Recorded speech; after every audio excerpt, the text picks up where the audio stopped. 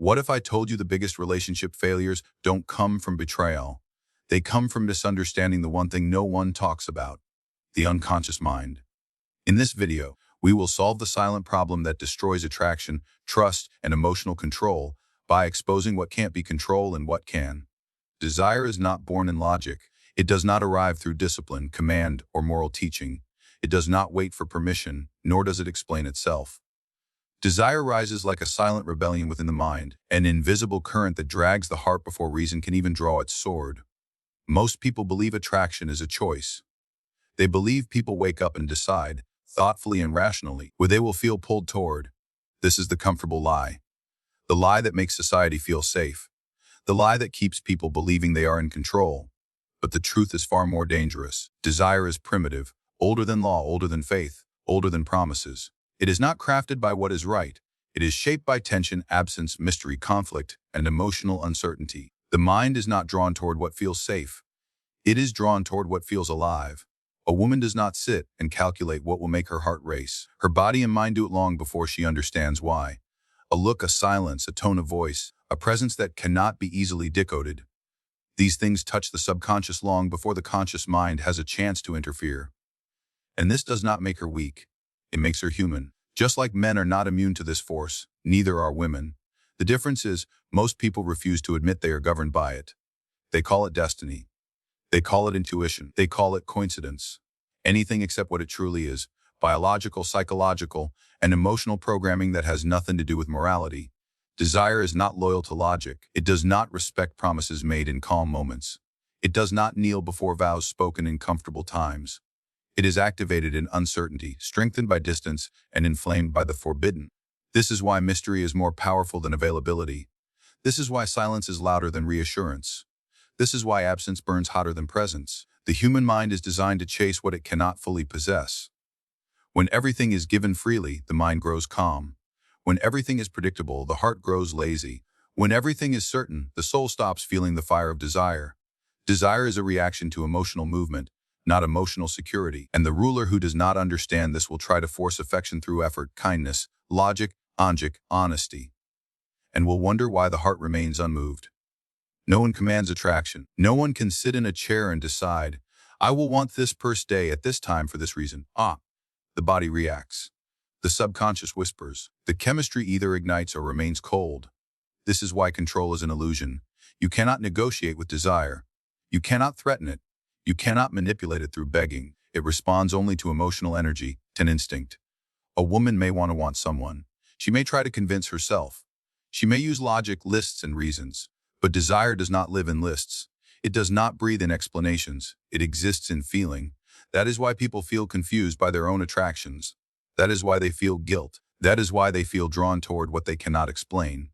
Because desire does not ask permission from the conscious mind. It simply arrives unannounced and undefeated. And the man who understands this stops asking foolish questions like, why don't they feel the way I feel? Because he understands that emotion is not democracy. It is tyranny of the subconscious. This is not cruelty. This is nature, and nature does not apologize.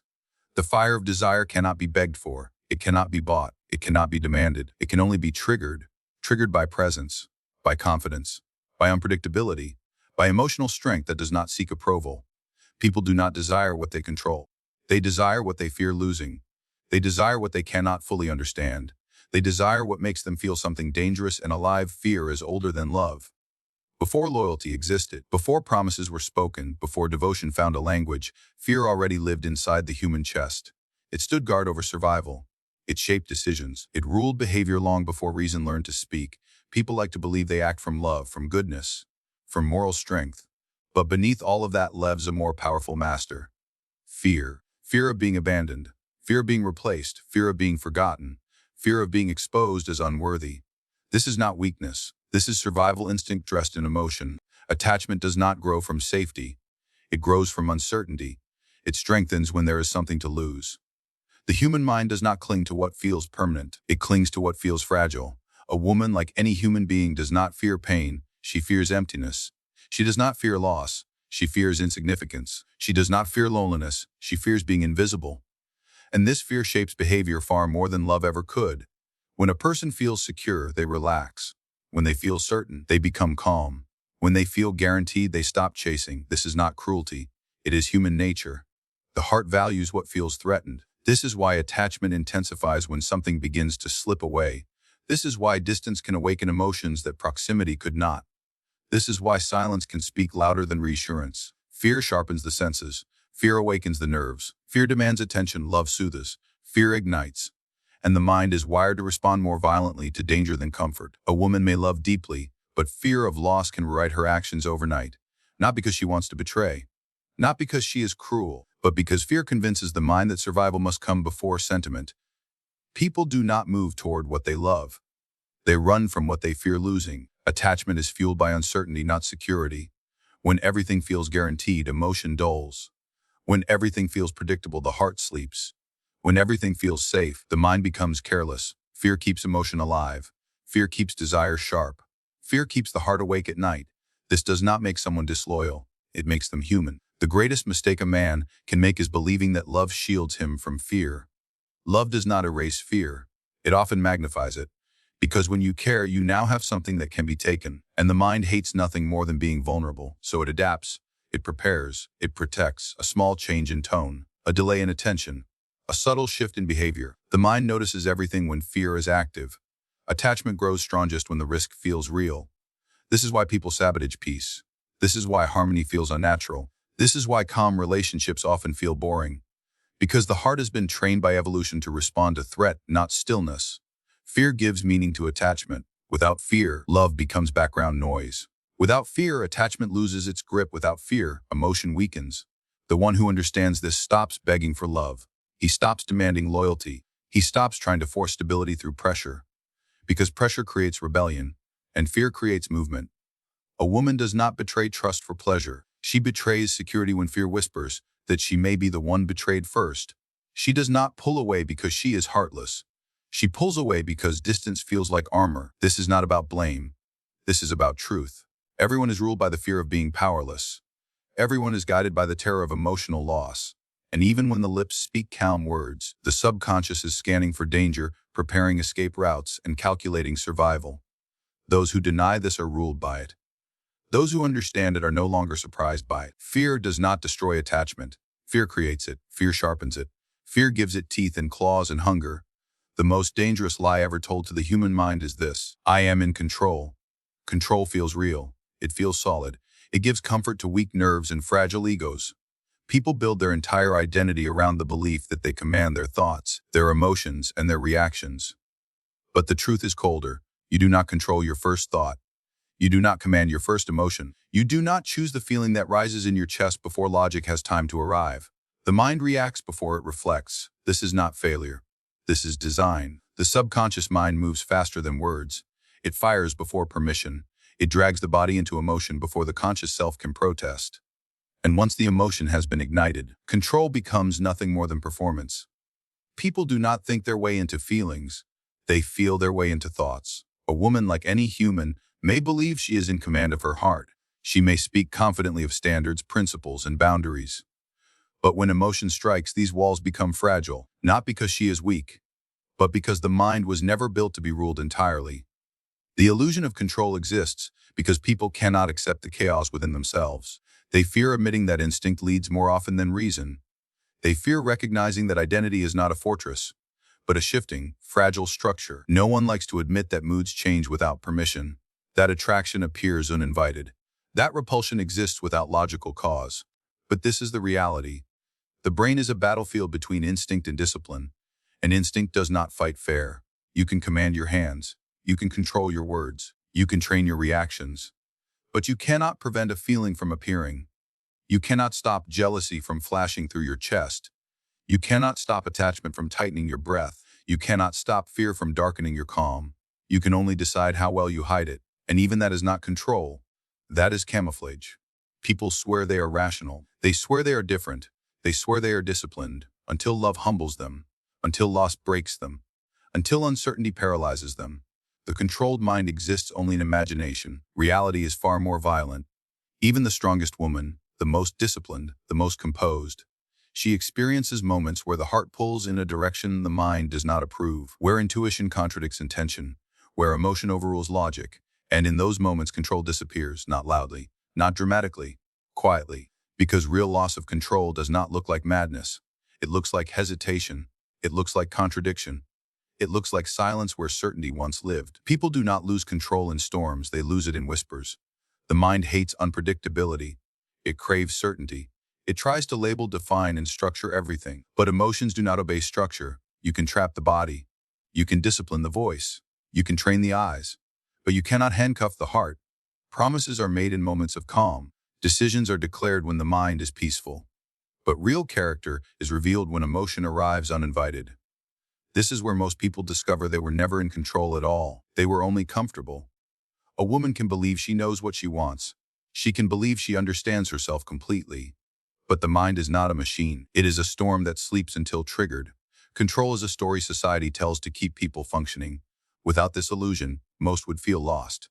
Because the truth is terrifying. You are guided by impulses you did not design. You are pulled by emotions you did not invite. You are affected by energies you cannot explain.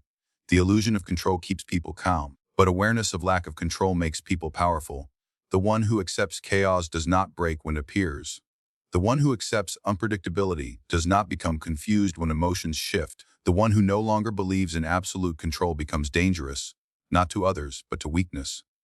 The mind does not obey commands, responds to conditions. It reacts to pressure. It bends under emotion.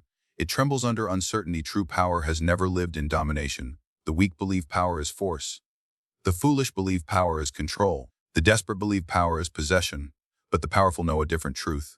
Power lives in awareness. The man who tries to control others is always exposed by fear. He reacts. He panics. He tightens his grip until the very thing he wants to keep begins to suffocate. Control is the language of insecurity. Mastery is not loud. It is not desperate. It watches. Awareness is the weapon of rulers. While others scream, demand, manipulate, and beg for certainty, the aware mind observes patterns. It studies behavior. It understands rhythm, because people think they are unpredictable. But they are not. They are patterns wrapped in personality. A woman, like any human being, reveals everything without saying a word. In her silence, in her tone, in her energy, in the way she pulls closer, in the way she steps back. The master does not fight this. He does not resent it. He does not try to cage it. He learns it. Most men lose power because they want to feel chosen. They want to feel desired. They want to feel necessary. But the strong man wants only one thing: clarity. He studies emotional rhythms. He notices when attachment grows and when it weakens. He senses tension when it rises. He recognizes fear when it appears. And because he understands, he is never shocked. Shock is weakness. Surprise is vulnerability. The master is never surprised. He does not ask why behavior shifts. He expects it. He does not demand perfection. He expects humanity. He does not build fantasies. He studies reality. He understands that emotions move like tides, that affection rises and falls, that enthusiasm is temporary, that certainty is an illusion. And this understanding does not make him cynical. It makes him invincible. Because disappointment only exists for those who believe in permanence. Awareness creates emotional armor, not coldness, not cruelty, not distance, but stability. When everyone else panics over mixed signals, the aware man reads them like language. When everyone else fears silence, he understands it as information. When everyone else feels threatened by change, he treats it as normal. He does not build his identity on someone else's emotions. This is freedom. Most men try to gain power by becoming needed. The master gains power by becoming whole. He does not depend on validation. He does not chase reassurance. He does not beg for loyalty. Not because he is heartless, but because he is not weak. A woman senses this immediately, not consciously, instinctively. The human mind recognizes centered energy. It feels the difference between hunger and abundance, between need and presence. The man who watches quietly has more gravity than the man who speaks endlessly. Awareness is attractive because it is rare. Most people are reactive. They are emotional. They are impulsive. The master is none of these. He is not perfect. He is not emotionless. He is not immune. He is simply awake. He recognizes that trying to own someone's heart is the fastest way to lose your own. He sees that begging for stability creates instability. He understands that fear of loss makes loss inevitable. So he removes fear from the equation, not by avoiding attachment, but by refusing to be ruled by it. He can care without collapsing. He can love without losing structure. He can desire without surrendering identity. This is not arrogance. This is self-possession. While others drown in emotional storms, the master stands still and studies the rain. While others beg the waves to calm, he learns how to swim in chaos. While others build fantasies, he sees truth, and truth never destabilizes him. He does not hate unpredictability. He does not fear distance. He does not crumble under uncertainty, because he expected it. He trained for it. He lives in awareness rather than illusion. That is why he cannot be manipulated. That is why he cannot be shaken. That is why he cannot be controlled. Not because he is untouchable, but because he is awake. Most people live their entire lives asleep. They believe in control where none exists. They trust promises more than patterns. They chase certainty in a world built on chaos. And when their hearts break, when their expectations collapse, when their illusions shatter, they blame fate, they blame others, they blame love. But the truth is simpler. They never understood the game. The human mind is not rational, it is not fair, it is not stable. It is driven by desire, sharpened by fear, missiled by the illusion of control, and only strengthened by awareness. This was never about men. This was never about women. This was about power. Not power over others, but power over self. The weak man demands loyalty. The strong man understands nature. The foolish man begs for certainty. The wise man expects unpredictability. Because when you understand how the mind moves, you stop being surprised. When you stop being surprised, you stop being emotional. And when you stop being emotional, you become dangerous in silence. You no longer ask why feelings change. You no longer chase what runs. You no longer fear what cannot be controlled. You observe, you endure. And in a world ruled by chaos, the one who adapts is never defeated. This is not cruelty. This is clarity, manipulation. This is mastery. And those who grasp this truth are no longer victims of emotion. They become architects of their own mind.